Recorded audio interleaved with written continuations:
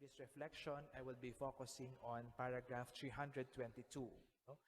And siguro just to put it in context, no?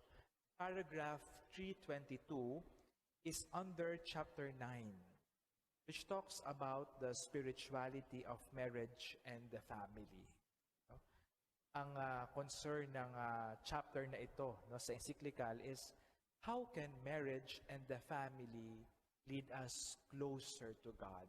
Kapag sinabing spirituality, no, it talks about living out the gospel values, no? Yung aking bang pamilya ay nagiging daan para mapalapit ako sa Diyos, no? Para sa mga may asawa, no? Yung mga asawa nyo ba nagiging daan para mapalapit kayo sa Diyos, no? For all of us members of the family, no? How is our experience in the family? Yung ating bang kapamilya ay nagiging daan, nagiging tulay para makabuo tayo ng ugnayan sa Diyos, no? And one important image that we need to understand in this paragraph, no, is the image of a good shepherd. Sabi dito, all family life is a shepherding in mercy, no? Kaya for us to understand what does this paragraph mean, we need to also look at the image of a good shepherd, especially the way how Jesus explained it in the gospel. No?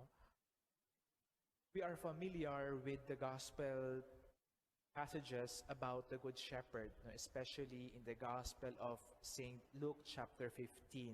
No? And kung sinasabi ni Pope Francis, no, if families are to become shepherds of mercy, the question is how? Paano? No?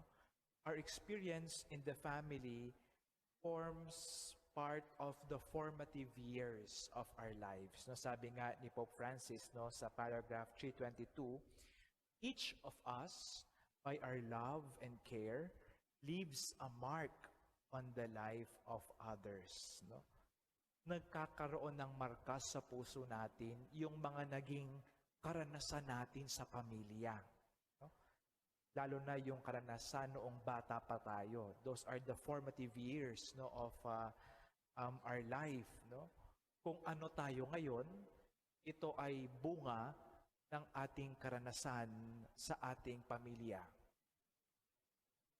Our experience in the family leaves a mark in our hearts, in our lives. Especially kung ito ay karanasan ng pag-ibig, experience of love, no? Oo, may mga experience din na hindi maganda, no? There are no perfect families. Pero sa kabila noon, mas maganda sana na mangibabaw, magmarka, no, sa ating puso yung karanasan ng pagmamahal, karanasan ng pag-aaruga, the experience of love and care in the family. Kaya ating pagnilayan, no, sa paragraph 322, how can families become an instrument where each family member can be schooled, can be formed, can be trained to become shepherds of mercy? No? I will present 3 points, no? And I would like to use the biblical image of a good shepherd to enable us to understand how to become shepherds of mercy. First, know your sheep. No? Sinasabi doon sa Gospel of John, I am the good shepherd. I know my own, and my own know me. No? Yung mabuting pastol, kilala niya kung sino ang kanyang tupa. No? And how can we relate this to the experience of the family? Spending quality time with your family. No? The personal encounter. No? Yun yung nag-iiwan ng marka sa ating puso. No? Yung tupa, nakikilala niya yung boses ng pastol kasi parati niyang kasama iyon. Parati niyang naririnig yung boses ng pastol. At dahil parating naririnig, nagiging pamilyar na sa kanya. No? Even the word familiar, in its ordinary sense, suggests that the person is not stranger to me. No? Kapag sinabing pamilyar ka sa akin, ibig sabihin, you are not a stranger to me. Dahil matagal na kitang nakilala, matagal na kitang nakasama. And I think that is the same point in building relationship with our family. Mahalaga ang personal encounter. Memories are treasured because of memorable personal encounters. No? And I think this is one of the graces of this quarantine lockdown period. No? We were forced to stay home. We were forced to spend time with our family, with our loved ones. And hopefully, naging paraan ito para lumalim ang ating ugnayan sa isa't isa. Yung sinasabi ni Father, na actually parang ang nai-imagine ko, yung bang kahit within the family, minsan you care for your brother, for your sister, yung care na yon, yun yung naipapakita natin pagka meron nangangailangan, no? Nangangailangan sila, tinutulungan natin, willing to share yung mga finances, ganon. Merong kailangan tulong sa bahay, tulong-tulong.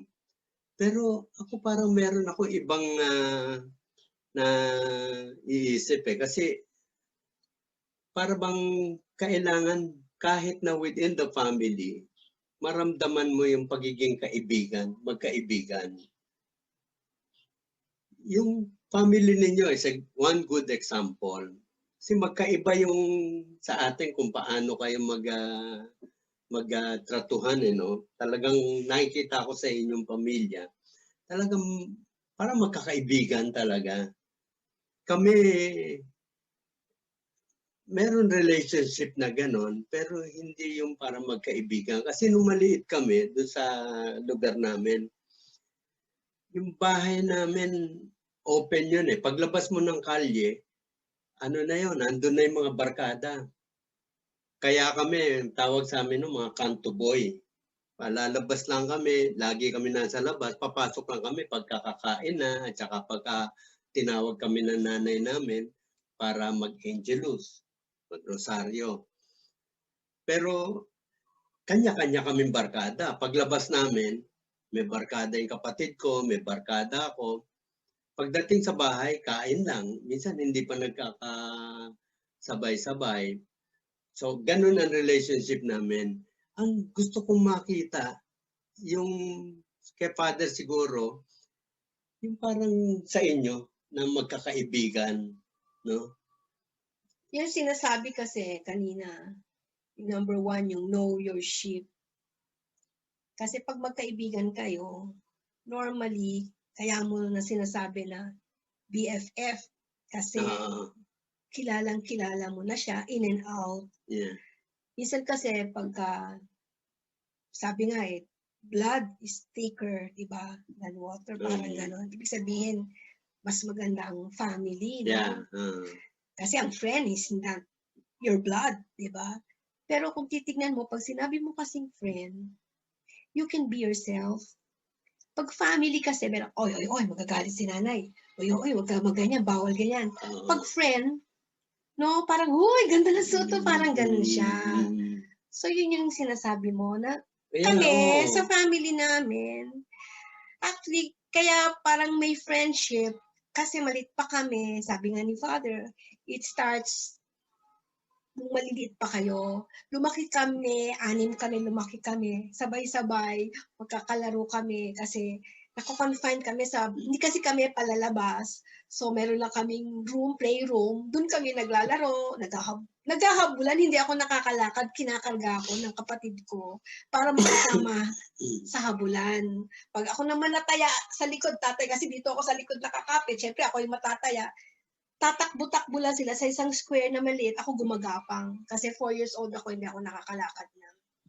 So, dala-dala ko yon yung memory nyon. Biro mo, 4 years old na alala ko yon. So, kaya ngayon, kaming magkakapatid, talagang natutuwa kami kasi nga, yung mga magulang namin na wala na ngayon, no? I'm sure na nakikita nila kami ngayon na natutuwa sila kasi yung samahan namin nung maliliit kami is still there. Yes. So nagtutulong-tulungan. Hindi naman perfect pero parang ngang magkaibigan. Oo. Yun. Yung family nila, yung family ninyo, parang nakaka-inspire, no? Pagka nung nagsasalita nga si Father, na kahit na hindi ninyo alam, meron iba nakakakita sa inyo, parang you reflect the kind of yung tulungan, love and care ng magkakapatid na hindi seryoso ang kanilang kwan, but there is such relationship ng magkakaibigan na talagang you are at home sa isa't isa, di ba? Hindi yung pigil ang emotion. Pag masaya ka, Yeah. gusto mong sabihin, gusto mong excited kang tumawa. Yes. Pag malungkot ka, gusto mong ikwento yung sama ng loob mo. So, maganda nga. Tama talaga lahat yung sinasabi Yes. natin. Yes. Okay, patuloy tayo. Second point, seek the lost sheep. In Luke chapter 15, verse 4, sabi doon ni Jesus, "What man of you, having 100 sheep, if he has lost one of them, does not leave the 99 in the wilderness and go after the one which is lost until he finds it?" No? Ito yung isa sa mga favorite image ko of Jesus the Good Shepherd, leaving the 99 to look after the lost sheep. No? At first, no, parang katangahan, no? Iiwan mo yung 99 para lang hanapin yung nag-iisang nawawalang tupa. No? But who is this lost sheep, no? I remember this talk given by Cardinal Tagle, no? Sinabi niya, according to the Bible scholars, yung mga tupa na nawawala is either sila ay sugatan, sila ay may sakit, o tanga sila. Totoo nga naman, no? If the sheep is sick or wounded, no, chances are hindi siya makakahabol sa pacing ng paglalakad, no, ng tupa, no? Transferring from one place to another, no? And the tendency is for the sheep to get lost, no? Minsan katanghan naman ang dahilan, no? The 99 sheep are going this way, but this one sheep would insist going this way. Talaga mawawala siya, no? May mga ganoong tao, no? Sinasabihan mo na kung anong dapat gawin, pero hindi pa rin makuha, kaya naliligaw. And I guess, at one point in our lives, we can recall an instance where we could say, minsan ako yung naging nawawalang tupa. Minsan ako yung pasaway. Minsan ako yung troublemaker sa pamilya. Minsan ako yung nagsisimula ng away. Ako yung sanhi ng problema. And what should we do when there is a lost sheep in the family? Kinakalabit ho ako ng asawa ko. Kasi narinig niya yung pasaway. Mukhang ako yung pasaway. Totoo po yun. Ako'y pasaway nung nasa mga teenager pa ako, no? Biruin nyo, no? Hindi na nga ako nakakalakad. Ang tigas pa ng ulo ko, mahilig akong gumala, binibigyan ako ng pera para mag-taxi, gusto ko mag-jeep o mag-bus para sa akin yung may pocket money ako. Yan, So, takot yung nanay ko, hindi masyadong nasaan daw ako, yan ganyan. So, talagang totoo po yan. Sa pamilya merong ganyan. Hindi po yan, sabi nga niya, ni Father, na lalo na ni Pope Francis, there is no perfect family. Yan. So, talagang nakakalungkot nga ako yung Imperfect. Ako yung Paano ka trinatrato ng...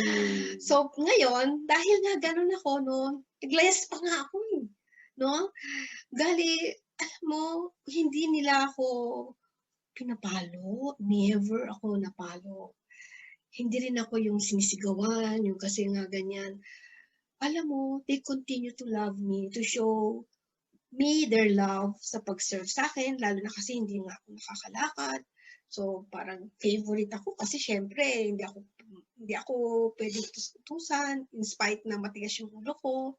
So, talagang ramdam ko yon. Kaya nga, sabi ko nga na na talagang the Lord is always there. No? So, mamaya, masasabi ko sa inyo kung paano naman ako binago ni Lord. Okay. Continue natin si Father. Jesus tells us, seek that lost sheep. Find that lost sheep. Siguro we can ask the shepherd in the gospel, no? Meron ka ng 99 healthy and good-looking sheep. Bakit mo iiwan yon para hanapin lang yung nawawala, yung may sakit, no? Na tupa. And the good shepherd will say, yes, he may be a wounded sheep, a dumb sheep, a sick sheep, but that sheep is mine. Jesus will tell each of us, you are mine. You belong to me. Your wounds, your sins, your mistakes can never diminish your worth for me. I love you. You may be wounded, lost, but here I am. I will carry you home. That is a beautiful image of a good shepherd seeking the lost sheep. And it is a fact, no? Sabi nga ni Pope Francis, there is no such thing as a perfect family, no? There are no perfect partners, no perfect husbands, no perfect wives, wala rin perfectong mga anak, no? At one point in time, tayo din ay naliligaw. And what should we do if we see one of our family members getting lost? Don't give up on the person. Seek the lost sheep. So, kaya, yun nga yung nangyari sa akin. Actually, hindi naman ako nag-member ng kahit anong mga religious community noon. Hindi pa naman uso noon eh. Wala pang mga communities masyado. Tapos, yung parents ko, hindi sila member ng communities. Alam nyo, kaya ako sinasabi to, kasi may mga, pwede nyo sabihin sa sarili ninyo, paano naman ako? Hindi ako member ng mga community. Yung anak ko, hindi. There is always hope. Kasi sa akin po, sa amin, nangyari po yan sa akin. So, yung aking transformation, si Lord lang talaga nag-touch sa akin. Nung prayer ko, nagpipray ako, sabi ko, Lord, ang bait ng magulang ko, ng mga kapatid ko. So, tulungan mo akong magbago. And true enough talaga, no? Nagbago talaga ako. As in talagang, gusto kong talagang i-turn around, no? So, yon. Kaya talagang, pati yung pagiging mag-medicine, hindi ko naman talaga gustong mag-medicine. Talagang sabi ko, gusto talagang ko kasi gusto ng parents ko rin na mag-medicine ako. Kaya nag-medicine ako. So talagang si Lord will always be there. Magtiwala po kayo doon. Kaya nga yung lost sheep, hinahanap niya. Yeah. Yan ang isa pang gusto kong mabigyan ng pansin. Yung pagka nahanap mo na yung lost sheep, normally kasi pagkakilala mo na yung mga kapatid mo, mga kasama mo sa bahay, nagbabago yung kanilang behavior. So nalalaman mo may problema. Nalalaman mo na naliligaw na sila. Ngayon, pagka nalaman mo na ganun, si Jesus nga sabi niya, you are mine, di ba? You belong to me. So, yung kanyang pagtrato ron sa mga talagang patuloy na minamahal niya yon. Sa katuruan din ng ni Jesus, kung mamahalin mo yung tao, it is something that you become selfless. Yes. No? Ibig sabihin, hindi mo na iniisip yung sarili mo, yung sa kanya ng kapakanan ang tinitingnan mo. And that calls for sacrifice. An offering of Yes. sacrifice. So ano ang mga sacrifice na normally binibigay mo pagkakuan? Nangangailangan siya ng pera, you get something from your savings. So, willingly, binibigay mo yan para matulungan siya. Pero mas mahirap pagka ang kinailangan niya is your time. Minsan kasi may trabaho ka, meron kang business, pag hiningi ang time, merong time doon na busy-busy ka, that minsan ang hirap ibigay. Although yung iba nakita ko, sa sobrang pagmamahal nila doon sa kanilang kapatid, sa kanilang kasama sa bahay, nagre-resign just to give the time to that person na nawala. No? Yun yung ang ganda ng Ano ang talaga ganda yan? ng response noon. And siguro ngayon, iniisip nila, ay, ang hirap naman nun. Oo, mahirap. Para sa atin. But God sees your heart. No, He reads your heart too well, more than you read your own heart. Kaya pag sinabi mong, Lord, gusto kong magbago itong anak ko, yung nanay ko, or whoever sa family niyo na nalulos, no? At ikaw yung instrument ni Lord, and He reads your heart, He will give you the grace. Yes. Yung hindi mo kayang gawin, magugulat ka, magagawa mo because of that love that you have for that person and the love of God for you. Tiwala ka. Nagtiwala ka kay Totoo. God na, Lord, Yes. ipagkakaloob ko sa Kanya itong aking funds, itong aking time, but give me the grace. And number one is your trust Trust. and belief. Yes. Kailangan po buong 101% magtiwala Yeah. kay Lord. Dahil Yun. totoo po yan. Kami na po ang nandito. Kaya po ito'y napili namin para magpatotoo sa inyo na magtiwala tayo. Tiwala lang. Yun lang yung hinihingi ni Lord. No, He promised it. No? Yeah. And He will give it. Yeah. Next. Show mercy and compassion. That is how we can build good relationship in the family. Only by the daily exercise of forgiveness, of love, of compassion, can a family grow. And the last point is guide your sheep. Sabi sa sikat na Salmo 23, the Lord is my shepherd, I shall not want. He leads me beside still waters. He leads me in the paths of righteousness for His name's sake. Even though I walk through the valley of the shadow of death, I fear no evil, for you are with me. Your rod and your staff, they comfort me. And I think ito ay imbitasyon sa atin to encourage each other in the family to become better persons. Bring out the best in each family member. No? Merong dalawang images no, of guiding our sheep no, in Psalm 23. No? The rod and the staff. No? Yung tungkod at pamalo. Yung tungkod, ginagamit yan ng pastol para tipunin ang kanyang tupa. No? Yung may hawak ng tungkod, yung dapat ang sinusundan. Yun ang leader. Yun ang pastol. No? At yung tungkod, meron siyang kalawit sa dulo. No? Ginagamit yon para hindi mapahamak yung tupa. Kapag may isang tupa na malapit nang mahulog sa bangin, gagamitin niya yung tungkod para hilain yon. No? It's a symbol of guidance. Meron ding pamalo. No?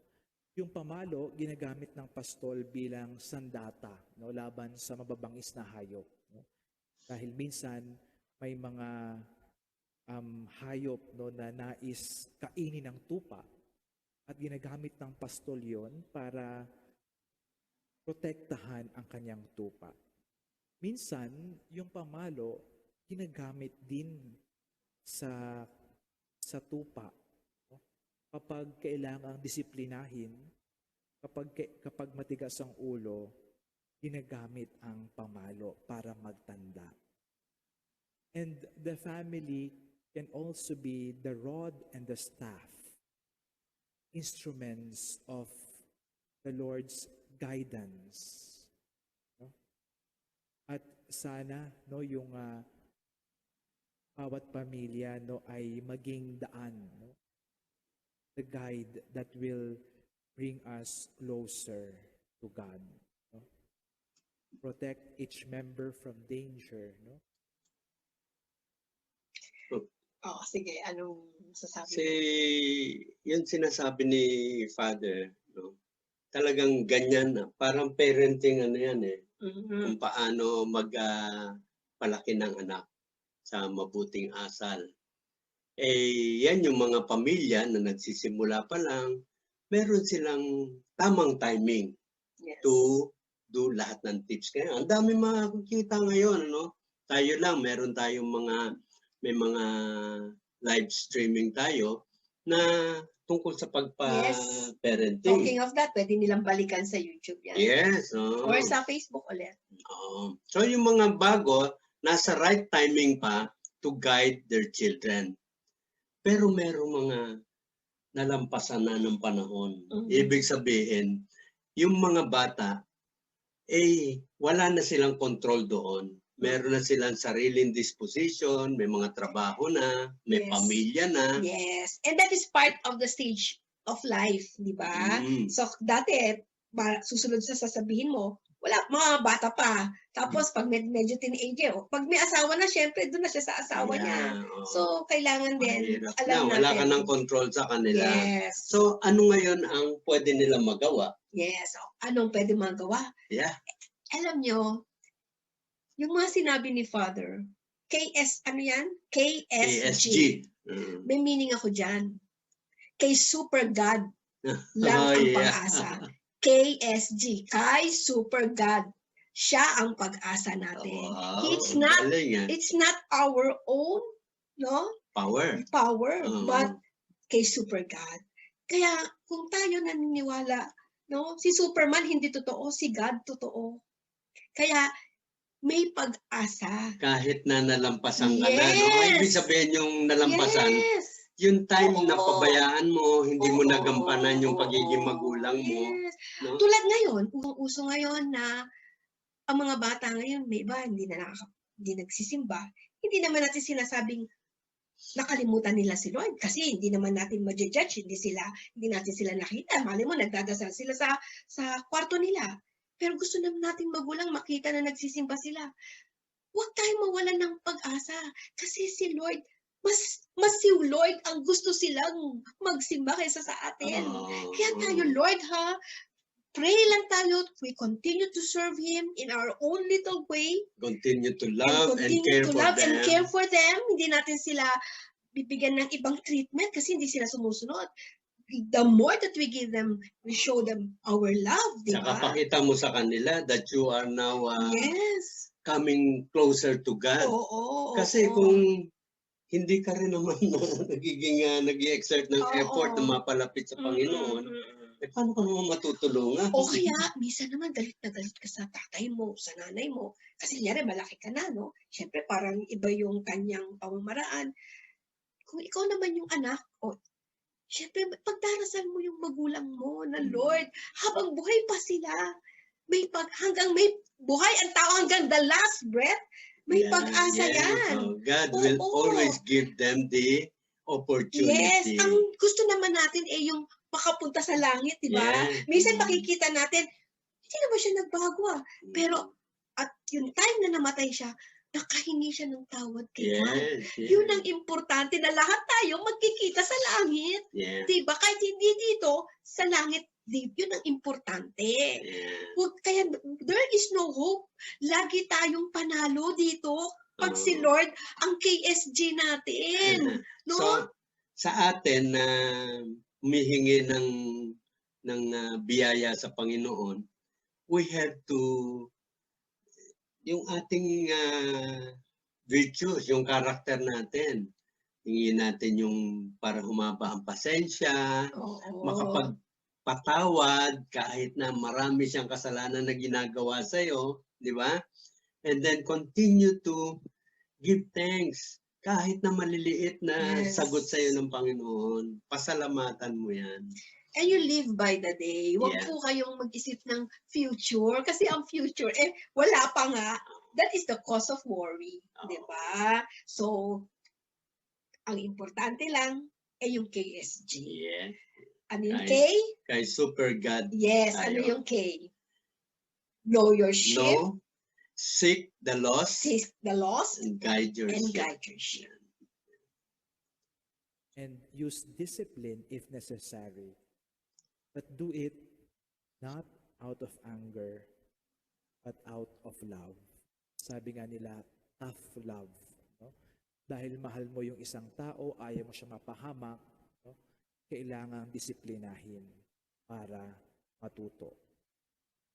That is one way of showing our guidance, no, to the sheep entrusted to us. So that is my brief reflection on this paragraph 322. All family life is a shepherding in mercy. How can families become instruments where people can be schooled, can be trained, can become shepherds of mercy? 3 points. Know your sheep. Spend quality time with each other. Seek the lost sheep. Be merciful. Be forgiving and loving. And guide the sheep. Encourage each member in the family to become better persons. Amen. Yan. So, Thank you. maraming Thank you very salamat. much. Father, thank you for your very inspiring. Talagang natuto tayo ngayong hapon na Yes, to. Father. Yeah. Bye!